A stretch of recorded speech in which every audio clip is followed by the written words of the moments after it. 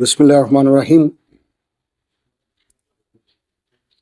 প্রথমে আমি মহান রব্বুল আলমিনের কাছে কৃতজ্ঞতা জানাচ্ছি। উনি আমাকে এই দায়িত্ব দিয়েছেন। এটা একটা গুরু দায়িত্ব এবং আপনারা সবাই আমার জন্য দোয়া করবেন যেন এই গুরু দায়িত্ব সুন্দরভাবে আমি পালন করতে পারি। বঙ্গবন্ধুর প্রতি কৃতজ্ঞতা। উনি আমাদের একটা স্বাধীন সার্বভৌম দেশ দিয়েছেন এবং যেই দেশে আজকে আমি সেই স্বাধীন দেশের আমি আজকে সেনাপ্রধান। সমস্ত শহীদদের প্রতি আমার কৃতজ্ঞতা, সমস্ত মুক্তিযোদ্ধাদের প্রতি আমার কৃতজ্ঞতা। তারা তাদের সোনালী দিনগুলো আমাদের জন্য উৎসর্গ করেছেন এবং আজকে আমরা এই স্বাধীন সার্বভৌম দেশ পেয়েছি। আমার সমস্ত অফিসার, যারা কমান্ডিং অফিসার, যারা আমাকে বিভিন্নভাবে বড় করেছেন, আমাকে শিক্ষিত করেছেন, আমাকে আজকে আমি যেই পর্যায়ে এসেছি সেটার জন্য বিভিন্নভাবে শিক্ষা দিয়েছেন, তাদের কাছে আমি কৃতজ্ঞতা জানাচ্ছি। আমার সমস্ত সিনিয়র যারা আমাকে নার্চার করেছেন, তাদের প্রতি আমি কৃতজ্ঞতা জানাচ্ছি।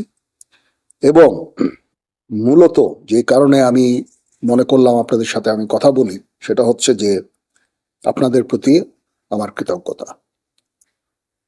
আপনারা অতীতে সেনাবাহিনীর সম্বন্ধে বিভিন্ন যে সমস্ত রিপোর্ট করেছেন, অত্যন্ত দায়িত্বপূর্ণভাবে করেছেন।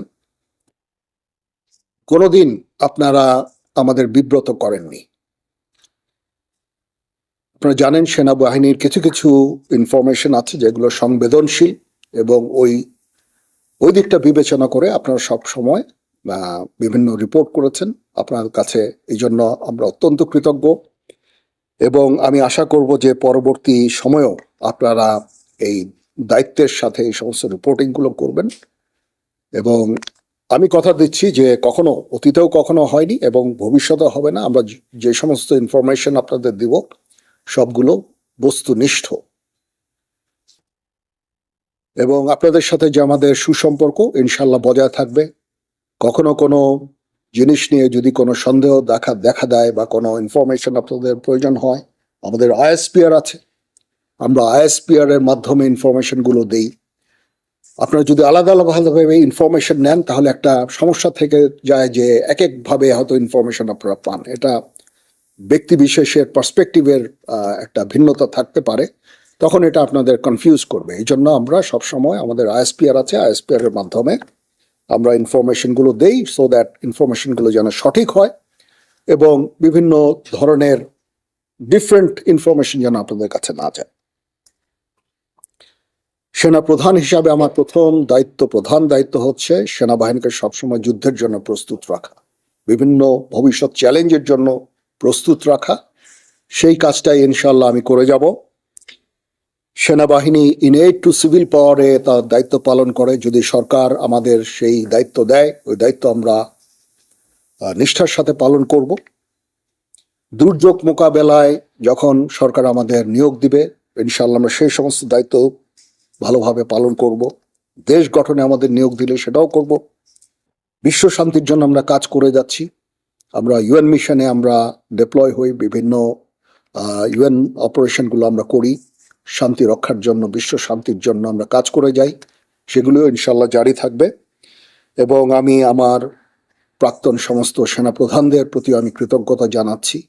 ওনারা আজকে ওনাদের শ্রম দিয়ে, ওনাদের মেধা দিয়ে আজকে যে অবস্থায় সেনাবাহিনীকে রেখেছেন, আমি সেই অবস্থা থেকে সেনাবাহিনীকে আরো সামনে এগিয়ে নিয়ে যেতে চাই।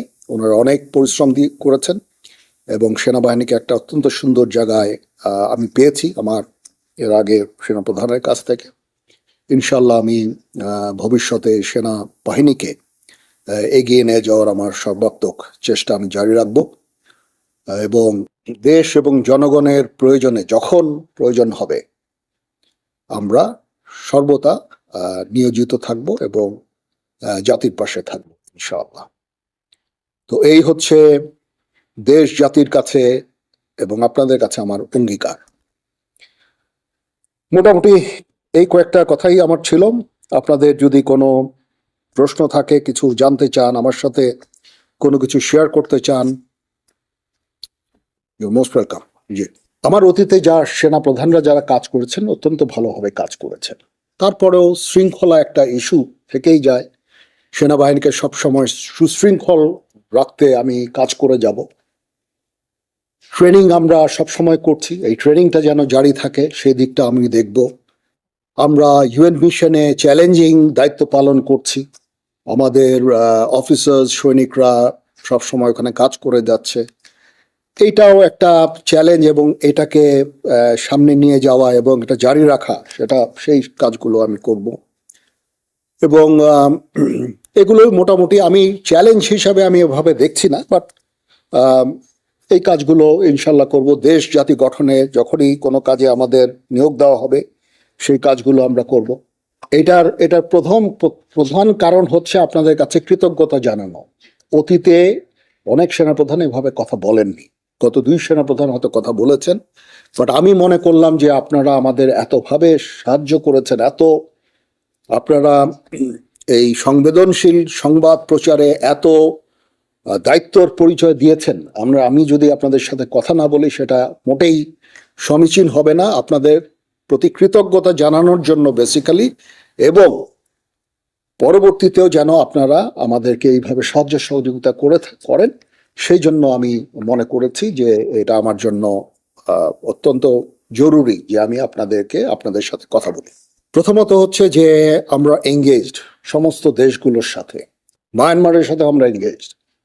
আমাদের ওখানে ডিএ আছে, প্রতিনিয়ত ডিএদের সাথে তাদের সরকারের যোগাযোগ আছে, এবং আমাদের মধ্যে একটা আন্ডারস্ট্যান্ডিং আছে। আমি এই মুহূর্তে মনে করি না যে তারা নিজেরাই নিজেদের দেশে অলরেডি একটা সিভিল ওয়ারের মতো নিয়োজিত আছে। সিভিল ওয়ারে তারা কোনো ধরনের অ্যাগ্রেসিভ কোনো কিছু করবে আমি বেসিক্যালি আমি মনে করি না। তারপরেও আমাদের সেনাবাহিনী সব সময় এই প্রস্তুত আছে।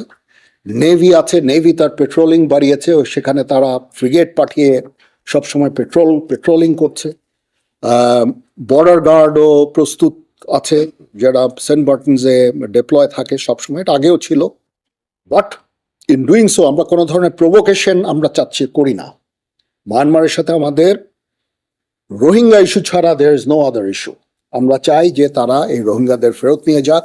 তাছাড়া তাদের প্রতি আমাদের অন্য কোনো ধরনের বিদ্বেষ বা কোনো ধরনের সমস্যা আমি দেখি না। So we are engaged with them. এবং ডিফেন্স ডিপ্লোমেসি একটা জিনিস বলে একটা কথা আছে, যখন 2 ফোর্সেস একে অপরের সাথে কমিউনিকেট করে, সেই ফোর্সের পক্ষে হঠাৎ করে যুদ্ধ শুরু করা ভেরি ডিফিকাল্ট, এটা হয় না। ঠিক আছে, এই জন্য ডিফেন্স ডিপ্লোমেসিও ইজ ভেরি ইম্পর্টেন্ট। আমরা তাদের সাথে এঙ্গেজড আছি, সবসময় কথা বলছি, এবং শান্তিপূর্ণ উপায়ে আমাদের এই রোহিঙ্গা ইস্যুটা আমরা সমাধানের চেষ্টা চালিয়ে যাচ্ছি। আমরা কখনো হতাশ নই। আমি মনে করি যে একদিন না একদিন ইনশাআল্লাহ এই সমস্যার সমাধান হবে। আমরা সবসময় তাদের সাথে এঙ্গেজ থাকব। তো সবাইকে ধন্যবাদ। আপনারা যে এসেছেন আমাদের এখানে, আপনাদের অসংখ্য ধন্যবাদ। এই ইনফরমেশন, এই ইস্যুটা কভার করার জন্য কষ্ট করে এসেছেন, সারাদিন ছিলেন। আমি জানি না, আপনাদের হয়তো লাঞ্চের ব্যবস্থা করা হয়েছে, একটু পরে আমরা একসাথে স্ন্যাক্স খাবো। বাট আপনাদের প্রতি আবার কৃতজ্ঞতা, এই যে আপনারা এসেছেন, এখানে এসে আমার এই প্রোগ্রামটা কভার করছেন, আবার আপনাদের প্রতি কৃতজ্ঞতা। তো আমরা ইনশাআল্লাহ একসাথে কাজ করে যাব। আবার আমি আপনাদের কনফার্ম করছি যে আমরা আপনাদের বস্তুনিষ্ঠ সংবাদই দিব, কখনো will never bluff you, that's for sure. এবং সব সময় বস্তুনিষ্ঠ সংবাদ আপনারা আমাদের কাছ থেকে পাবেন। কিছু কিছু সংবাদ যেগুলো সংবেদনশীল, আমি অনুরোধ করব সেগুলো দায়িত্বের সাথে আপনারা যদি প্রচার করেন, কারণ এখানে সেনাবাহিনীর সকল সদস্যদের মনোবলের একটা